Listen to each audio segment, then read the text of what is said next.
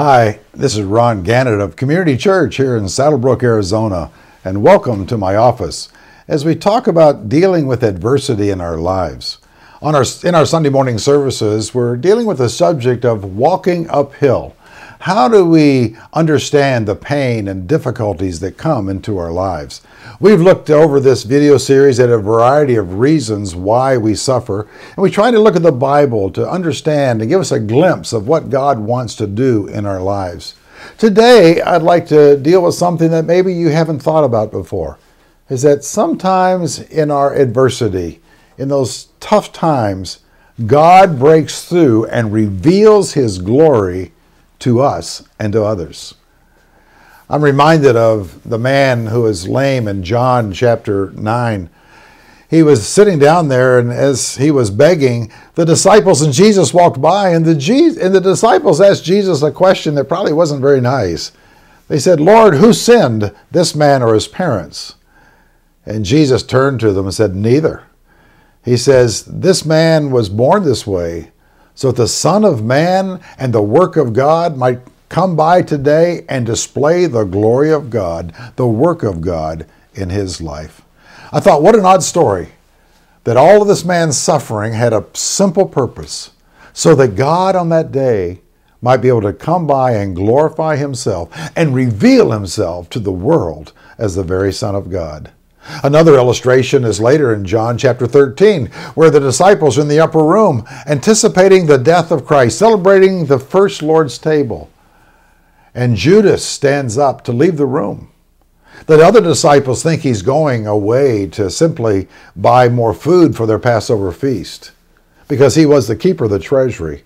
But in reality, Judas was leaving to betray the very Son of God who had offered him that sop. And as soon as the door shuts and Judas is gone, Jesus stood up in front of his disciples and he said these famous words, "Now is the Son of Man glorified." You know, I think that doesn't make sense humanly, but in God's way of thinking, he can take the evil of a Judas, the betrayal of a friend, and use it to glorify Jesus, to prepare the path for the cross, to bring salvation to the world. And we're told that one day every knee will bow, every tongue will confess that Jesus Christ is Lord to the glory of God. And God used the treachery of a man like Judas to reveal the very glory of God. My friends, we don't have all the answers to all the questions that we have about suffering. But sometimes what we do know is that back behind there somewhere is a God who is working to reveal, to glorify, and to honor himself even during the difficult times of our lives. You know, the Bible is filled of stories of people who have glimpsed the very glory of God. In the book of Acts, Stephen, the first martyr, when he saw the risen Christ, he said, "Lord, don't hold this sin against them."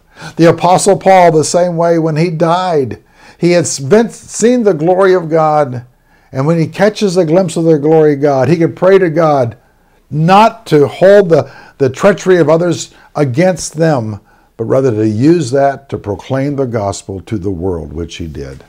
Have you seen the glory of God?